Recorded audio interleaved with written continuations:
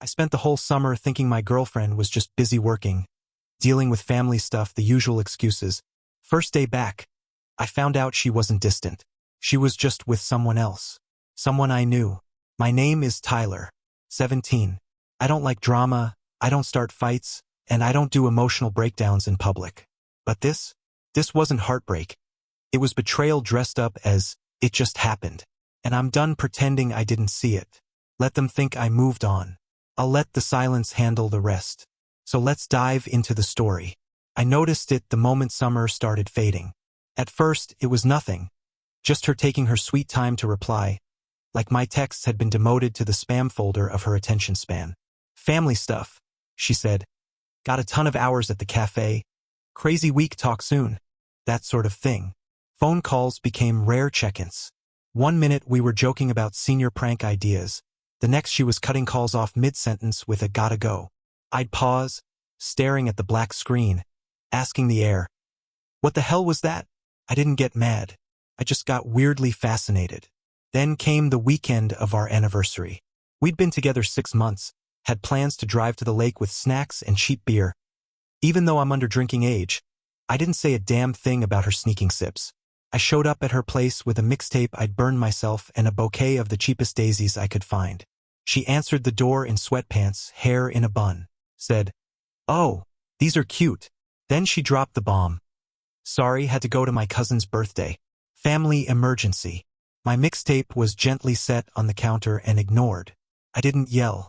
I walked away with my playlist intact, pretending I was fine. That was the last real trace of communication before August hit the dead zone. No calls, no texts, no birthday excuses. Just radio silence. I spent evenings replaying every memory we'd shared, looking for cracks I'd missed. I replayed moments, her laughter, the way she tucked her hair behind her ear, the stupid inside joke no one else got. Maybe I misread everything. But how many summers can a teenager sacrifice before suspicion takes over? I built a timeline in my head, connected dots between vague excuses and long silences. The first day back at school felt like walking into an ambush. Lockers slammed, gossip ricocheted off the walls, and every face had that, "Did you hear?" look plastered on it. I scanned the crowd, searching for Lexie's ponytail, her Prada backpack, that spark in her eyes when she saw me. There was Aiden, Mr. Charming himself, leaning against her locker with that grin that could sell you anything. He waved like nothing was wrong. She was with him, laughed at something he said. Head tilted back, eyes bright. They looked too perfect, like a billboard for teenage infidelity. My chest tightened. I realized a quiet betrayal cuts deeper than a public one. I tried to slip into my routine, history with Mr. Carter, math with Jenna, lunch at the usual table. But the air felt charged, like every crack in the ceiling was waiting to drop a secret on my head. In homeroom, the teacher called roll. My heart thumped louder than her voice. Then came the whispers. "Tyler, did you know Lexie and Aiden? I thought you two were on break." Nobody looked at me while saying it. It was like they were describing a natural disaster that happened without you. I forced a chuckle, nodded along, but inside I was simmering. By the third period, I knew enough to know I knew nothing. Nobody volunteered the whole story. There was no meltdown in the hallway, no exploded phone messages. Instead, I watched Lexie glide through the day like she was on vacation. Her phone buzzing with Aiden's texts, her smile never missing a beat. I felt like an outsider in my own life. All those long summer nights thinking she wasn't worth the effort suddenly flipped into a revelation. I had been worth her ghosting. I sat through my classes, scribbling mental notes on everything she did. How she tucked her hair, how she laughed at his jokes, how nobody blinked at their pairing. I resigned myself to the fact that this was the opening move in a game I hadn't signed up for. And in that moment, I decided to stop playing by their rules. If she wanted distance, I'd give her exactly what she asked for, until I figured out my next move. 3 days into the shit show, I got a call I wasn't expecting. Private number. I almost didn't answer, but something in me, maybe spite, maybe boredom, maybe sheer curiosity, said screw it. Lara. Aiden's ex voice sharp like she'd smoked glass instead of cigarettes. We'd never really talked much outside of group settings. She was the kind of girl who could break you with a look and somehow make it your fault. Not exactly someone you expect sympathy from. She got to the point fast. "I know what happened. Want the rest of the story? Now, there are moments in life where your brain flatlines. Not because it's shocked, but because it's tired of guessing. I sat on my bed, one sock on, half a sandwich in my hand, and said, sure, why not? Can't get worse. Apparently, Lexie and Aiden had been talking since mid-June. Started with a few Instagram DMs, then accidental meetups. Lara's words, not mine. It escalated to late-night FaceTimes and secret hangouts while I was working my summer job at the damn movie theater. Every weekend, Lexie claimed she was helping her aunt move, but she was actually helping herself to someone else's boyfriend. And Aiden? He fed Lara the same lines he once used on her. How he didn't mean for it to happen. How it was complicated. How she just gets me. Hollow charm packaged with a smile and a six-pack. I didn't scream. I didn't cry. I laughed. Out loud. Full-on psychotic Joker giggle. Because at some point it stops being sad and just becomes comical. Of course it was Aiden. Of course it was Lexie. Why the hell not? Lara kept talking. Said she dumped Aiden the second she found out. Right around the time Lexie started posting beach pics without tags. Said she'd been watching them implode from the sidelines but figured I deserved to know. I asked why she cared. Her answer? Because screw them. And because maybe, just maybe, I want to burn something down. We didn't make a pinky promise or cut our hands open and shake on it or anything. But by the time we hung up, we had a loose agreement. No public scenes, no stupid revenge stunts. Just quiet, strategic chaos. Emotional guerrilla warfare. I started texting her every few days. Casual stuff. Sharing observations. She was smart, pointed out how Lexie avoided eye contact with me in class. How Aiden tried a little too hard to seem unbothered. It was like we were building a psychological map of their guilt. Every hallway glance, every nervous fidget, every time Lexie's laugh came half a second too late. It all went in the file. We called it the watch list. But here's the thing about partnering with someone out of mutual pain. It's still built on pain. It's not trust. It's just shared enemy status. You don't build a house in a war zone and expect it to last. Still, Lara seemed solid for a while. We kept our chats off the main. No screenshots, no names dropped. Just observations, hints, ideas. She floated one idea I almost liked too much. An anonymous submission to the school gossip page with carefully planted details. Something subtle, she said. Enough to make people wonder, not accuse. I was tempted, but I said no. I didn't want to look like I gave a damn. Let them think I was over it while their own paranoia ripped them apart. There was something weirdly fun about it. Like we were spies in a teen soap opera nobody knew they were starring in. Lara even joked once, we should sell the rights to Netflix. I didn't laugh. I was starting to wonder what she got out of this. Beyond the thrill. She said Aiden ghosted her coldly. But the way she talked about him, like she still wanted him to regret it, maybe even come crawling back, made me uneasy. Still, she delivered intel like a pro. Told me about a party Lexie and Aiden went to. Said Lexie left early, looking pissed. Aiden was flirting with someone else by the pool. I pretended not to care. I was getting good at that. Lara sent me a voice note one night. Said she'd overheard Aiden on the phone with someone. Sounding stressed. Something about screenshots and Tyler doesn't know. I grinned so hard my jaw hurt. Not because I had dirt, but because they thought I did. That's when it hit me. I didn't need to do anything yet. The guilt was eating them alive faster than I ever could. I just needed to exist. I was the ghost in their machine. The reminder that secrets don't stay buried forever. Every time they laughed too loudly or posted too much, it reeked of performance. Still, something felt off. Lara was texting more. Asking questions like, what would you do if you really wanted to ruin someone? Casual phrasing. But I wasn't an idiot. She was escalating. And I started to feel like maybe I wasn't the only one keeping score. One afternoon, I got a text from her that just said, trust me on this one. No context, no setup. That's when the unease hit full force. Because the minute someone says trust me with no backup, you know damn well you're about to get screwed. Or worse, framed for something you didn't even do. It started with a group chat leak. Not a huge scandal. No nudes, no death threats. Just screenshots. Random, cherry-picked, but perfectly weaponized. And every single one of them made me look like a walking temper tantrum. Lara had flipped.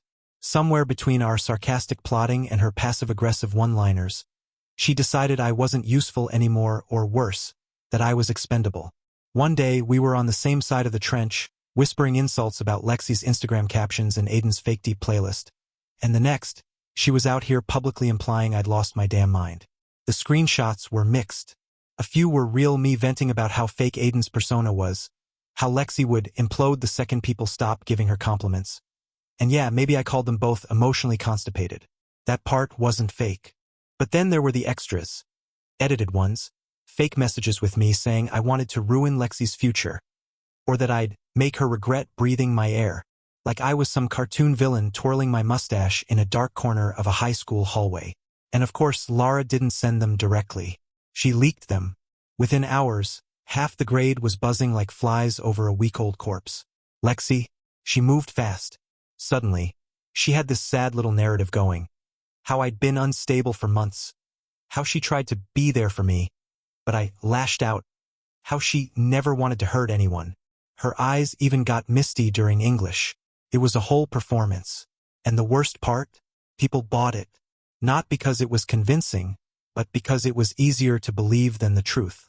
So now I was the bitter ex-boyfriend who couldn't take a breakup. I wasn't even technically dumped, which made it worse.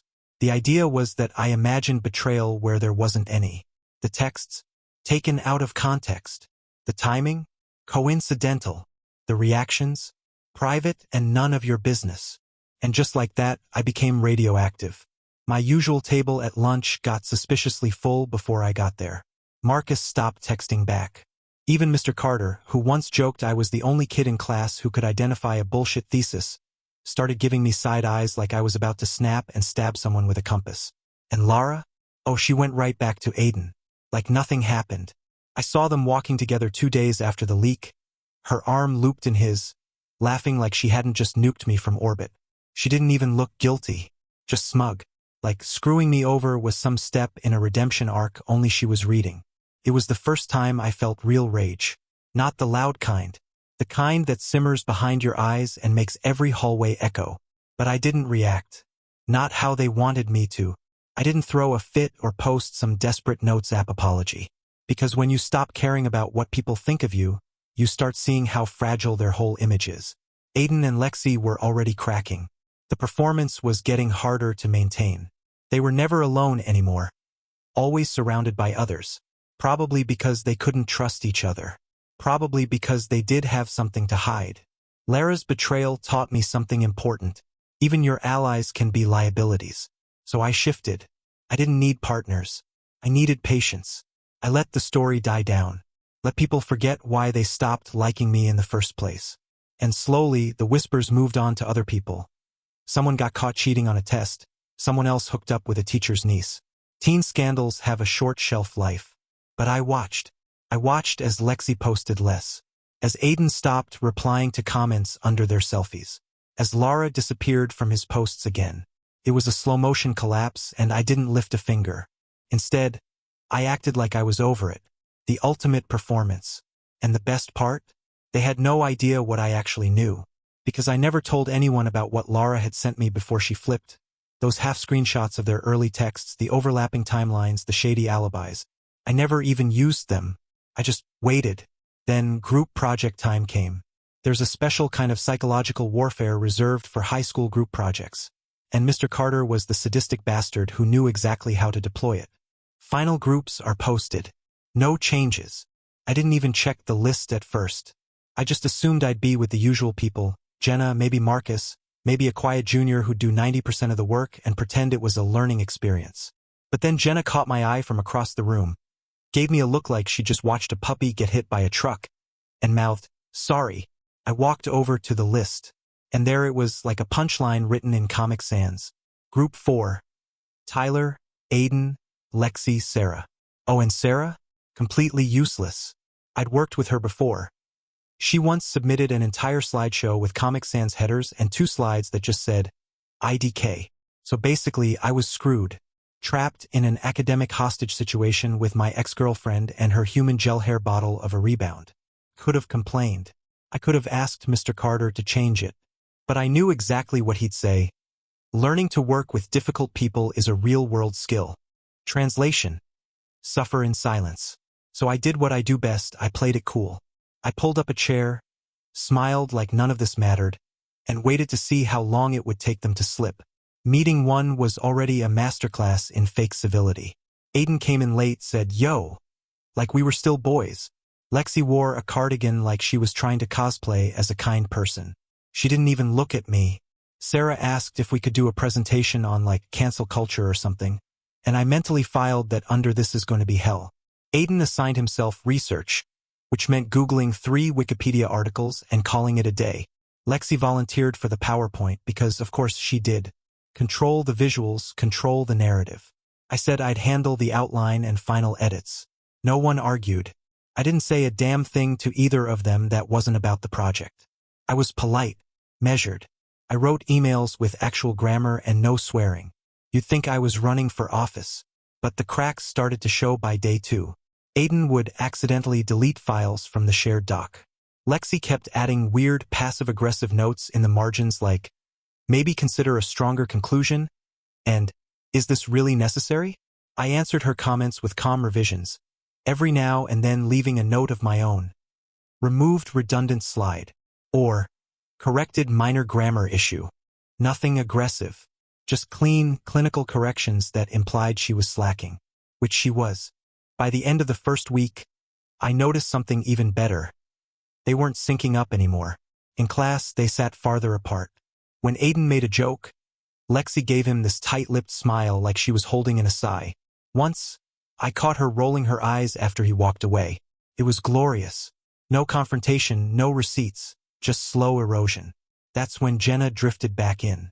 We weren't friends, not really. But she sat behind me in math and started casually dropping comments like, "You must be loving this?"